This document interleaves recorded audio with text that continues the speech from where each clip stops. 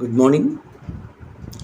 ఒక గురువుని ఒక శిష్యుడు అడిగాడు, నాశనమైన శరీరం లోపల ఆత్మ ఎలా ఉంటుంది, నాశనం కాని ఆత్మ ఎలా ఉంటుంది అని అడిగాడు. వెంటనే ఆ గురువుగారు బదులిచ్చాడు, మన నిత్య జీవితంలో చూస్తూ ఉంటాం, పాలు అనేది ఒకరోజు కన్నా ఎక్కువ ఉండదు. ఒకరోజు అయిన తర్వాత అది మనకు పనికిరాదనమాట.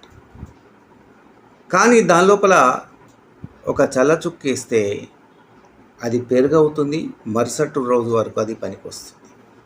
దాన్ని మరిగిస్తే వెన్న అవుతుంది, అది కూడా ఎక్కువ రోజులు ఉండదు, ఒక రోజు మాత్రమే.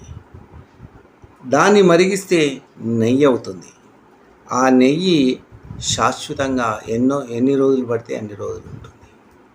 అదేవిధంగా నాశనమయ్యే మన శరీరంలో ఆత్మ నాశనం కానిది, అశాశ్వతమైనది.